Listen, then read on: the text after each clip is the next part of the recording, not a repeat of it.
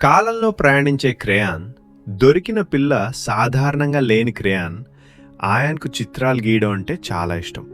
అతని నోట్బుక్స్లో రాకెట్లు, డ్రాగన్లు, రోబోలు ఇంకా నిజంగా లేని కొత్త ప్రపంచాల చిత్రాలు నిండిపోయి ఉండేవి. ఒక మధ్యాహ్నం పాతగా ఉన్న అట్టికి శుభ్రం చేస్తూ ఉండగా ఆయన్కు ఒక చెక్క పెట్టె దొరికింది. ఆ పెట్టెలో ఒకే ఒక్క క్రేయాన్ ఉంది. అది నీలం, బంగారం, ఆకుపచ్చ, ఎరుపు అన్ని రంగులతో మెల్లగా మెరిసిపోతూ ఉంది. వావ్, బాగుంది అని ఆయన అనుకుని ఒక కాగితం తీసుకున్నాడు. మొదట అతను ఒక డైనోసార్ గీశాడు. పెద్ద పళ్ళు, పొడవాటి తోక, చిన్న చేతులు. ధమ్! ఇల్లు మొత్తం కంపించింది.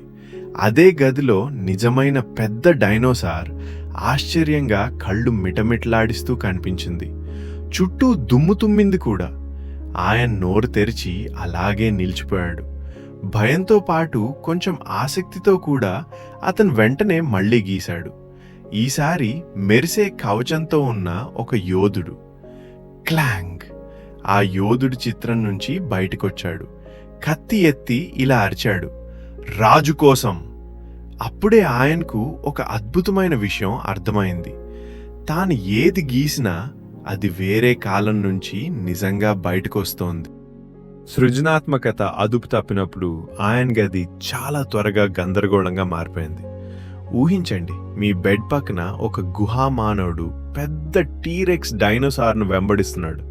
ఒక రోమన్ సైనికుడు ఒక మధ్యయుగ యోధుడితో బొమ్మ కవచం కోసం వాదిస్తున్నాడు. భవిష్యత్తు నుంచి వచ్చిన ఒక రోబో బీప్ బీప్ అని శబ్దం చేస్తూ ఈ గందరగోళాన్ని సరిచేయాలని చూస్తోంది. ఆపు, ఇది నా గది అని ఆయన గట్టిగా అరిచాడు. కానీ ఎవ్వరూ వినలేదు. ఎవ్వరికీ అతని మాటలు అర్థం కాలేదు. బయట పరిస్థితి ఇంకా భయంకరంగా ఉంది. డైనోసార్ అడుగులతో నేల కంపించడంతో పక్కింటి వాళ్ళు అరుస్తున్నారు. గతం, భవిష్యత్తు అన్నీ కలిసిపోయాయి. ఇదంతా ఆయన గీసిన చిత్రాల వల్లే. క్రేయాన్ను గట్టిగా పట్టుకుని ఆయన తన తప్పు అర్థం చేసుకున్నాడు. ఇది చాలా ఎక్కువైపోయింది అని మెల్లగా అన్నాడు. ఆలోచించకుండా గీశాను. అప్పుడే అతను ఒక ముఖ్యమైన విషయం గమనించాడు.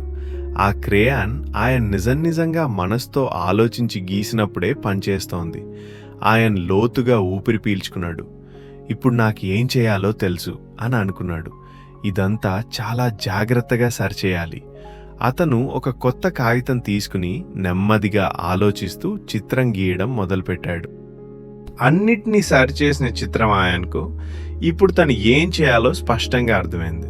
అతను లోతుగా ఊపిరి పీల్చుకుని క్రేయాన్ను గట్టిగా పట్టుకుని ఒక పెద్ద అందమైన తలుపు గీశాడు.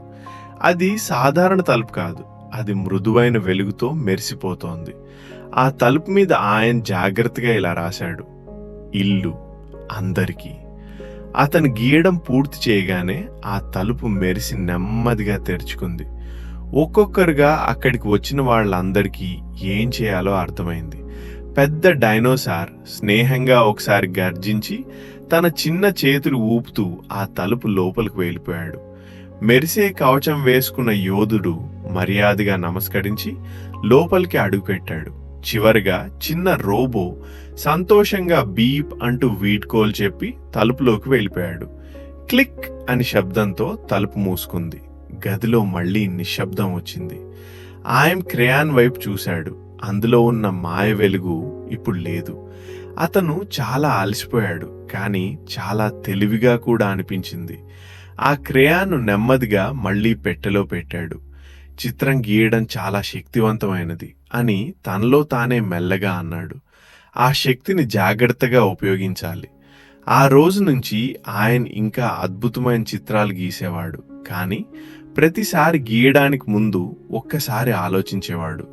నిజమైన సృజనాత్మకత అంటే మన శక్తిని తెలివిగా ఉపయోగించడమే. చూసినందుకు ధన్యవాదాలు.